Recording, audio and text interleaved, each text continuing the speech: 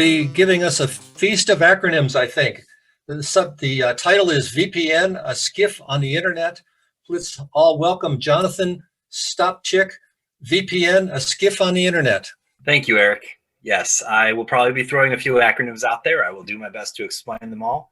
And you may also notice some repeated themes that we've been discussing, some things that James talked about, and some things we heard about earlier, in fact. With that, I'd like to go ahead and talk about a SCIF on the internet. Just a show of hands here, how many people know what a SCIF is? So we have a couple people.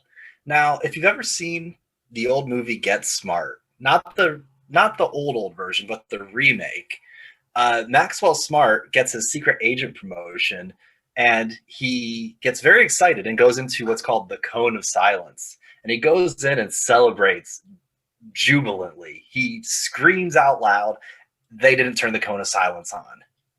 A SCIF is kind of like a cone of silence. NBC News defines it as, and I quote, a SCIF, or sensitive compartmented information facility. It's a secure place where sensitive information can be viewed and discussed to prevent outside surveillance. So what is a VPN?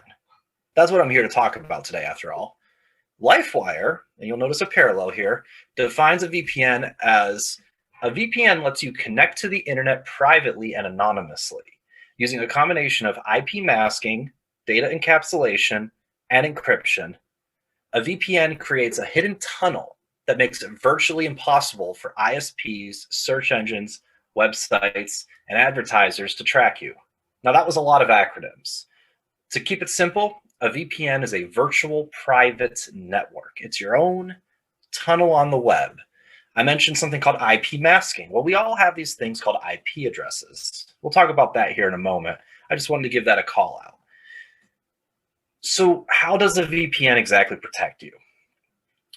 As I said before, basically it's a tunnel on the internet. You can use it to mask your identity and redirect internet traffic through a separate address. Now, I said I was going to explain what an IP address is. IP stands for Internet Protocol. Basically, just like you have a home address that you can get mail at, you have an IP address on your computer. In fact, every single one of your devices, your phone, your video game consoles if you have them, if you have a smart fridge, your refrigerator, your Alexas, your Siris, all of these things that connect to the internet have an IP address, an Internet Protocol address. That address tells the world basically where you are. If you have a certain IP address, you can assert with a very high level of confidence, or in many cases be absolutely certain, that a person lives within a certain area. If you were to look up my IP address, you would see that I am somewhere in central Tacoma. So what a VPN can do is actually mask your IP address. And it does this with several techniques, in fact, but the most prominent and most popular one is by acting as sort of a bunny hop. You talk to the VPN, and the VPN will connect via somewhere other in a different country. It'll give you either a Russian IP address or a European IP address. In many cases, you can actually pick these things. Excuse me. VPNs have a lot of benefits, and that's just the IP address alone is already a nice one, but there's a bunch of other ones. The virtual private network, you can use it to protect your data. You can protect yourself over Wi-Fi when you're on a public network, say at Starbucks. Maybe you're at Starbucks and you're scared that the Wi-Fi connection is being monitored by someone. The drone that James mentioned is monitoring the Starbucks Wi-Fi. Well, if you're on a VPN, you can assert with confidence that you're tunneling through and you won't be seen. Or even if you are seen, and this is the next benefit, your data is encrypted. VPNs, generally speaking, by default, encrypt your data, at least the good ones do, so that only you and the other side that you're connecting to know what you're talking about. Anyone who taps in over the Wi-Fi, or if they're watching from somewhere else, which we'll talk about here in a moment, they'll just see gibberish. This is incredibly useful.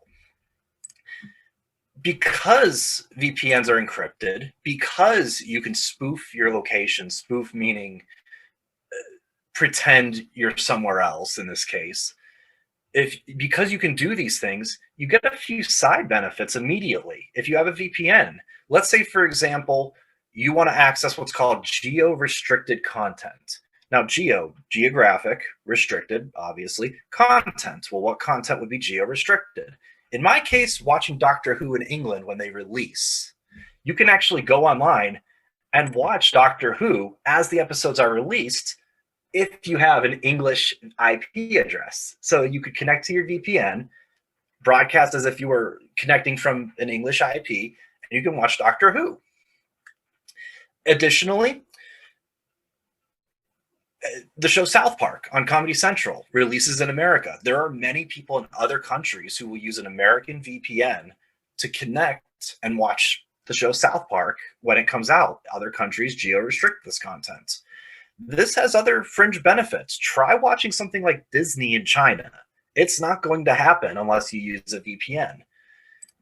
Sometimes, as I mentioned, you might want to watch shows early, or maybe you actually want to talk about, this wonderful thing called democracy. Well, if you're encrypted and you're connecting across other countries, suddenly you have a freedom you didn't before. This isn't all hiding and being a spy and being a malicious hacker. This is real positive benefits that you can get from using one of these tools. As I kind of alluded, you can circumvent censorship, like I mentioned before, in China. If you try to connect to Disney, well, that's lovely. But what about if you just want to look up Winnie the Pooh in China? You won't find it. Xi Jinping hates the association with him being like Winnie the Pooh. This is a true thing. And by connecting on a VPN, you can say, I think he looks like Winnie the Pooh, all you want from China, and they won't know. Other services, such as phone services called VoIP, Voice over IP phone services, those services are completely banned in the Middle East. Things like WhatsApp and Skype, maybe you've heard of these tools. Those are banned. And by connecting to a VPN, you can connect to WhatsApp. You can connect to Skype. And suddenly you can call people using these tools all over the world. Another really cool quirk about this is you can get better prices on things using a VPN. If you are connecting from another country, sometimes shipping is less. Sometimes the currency conversion means you pay less for a product. A simple example is there's this tool called Steam.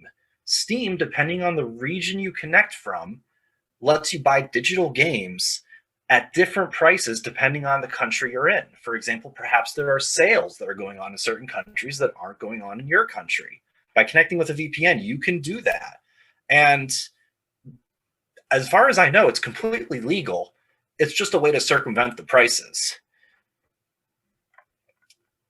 Additionally, a great benefit of this, and I kind of mentioned this before with Starbucks, is you can use a VPN from any hotspot. Anywhere you can connect to the internet, you can connect through a VPN. The trick is that you have an app on your phone or your computer, and when you connect to that app, then you tunnel through into the VPN. It's also great for accessing shared resources at a more fundamental level. In fact, for my job, we use a VPN to connect to our work network. So that way we're actually on the work network, and suddenly we get a bunch more privileges. Something as simple as connecting to our work learning exercises, we have to connect to a VPN to access those tools. They're secure, and it knows that we're on the same network at that point. It actually simulates sort of a bridge or a connection, and so our networks become one. It's a great resource, and in fact, some people have what are called always-on VPN devices that they use, where their device is always connected to a VPN, and you can actually pop out the network cable and pop it into your modem if you wanted to disconnect from it. Like I said, VPNs can be used pretty much on any device, which is pretty darn cool. I don't use them too much myself except for work, but when I do, I can connect anything I use. Some concerns. Will a VPN track you? Generally speaking, no. That's kind of the point, is that they build that as part of their user agreement. There are some services like Google VPN, which I wouldn't recommend using. There's one you may have heard of if you ever watched YouTube. There's NordVPN. They're actually really good. They've got a lot of good reviews, and their prices are pretty good. James mentioned something here, which I was going to say. Yes, you can get them for generally between $5 and $20 a month, depending on how much security you want, how much speed you want to get. A piece of advice, if you're on a VPN, don't log into your Gmail. Don't log into things from a VPN. It defeats the purpose, because suddenly they can fingerprint your machine. You can look at a person's machine configuration from a website. If they can fingerprint you, they can figure out who you are by cross-checking all of the details that your machine tells the website. So just don't log into things unless you're only doing it on a VPN. Another concern is that VPNs are a little bit slower. So that's the cost of security in general, though. I believe someone here mentioned that, in fact, as well a moment ago, speed versus security.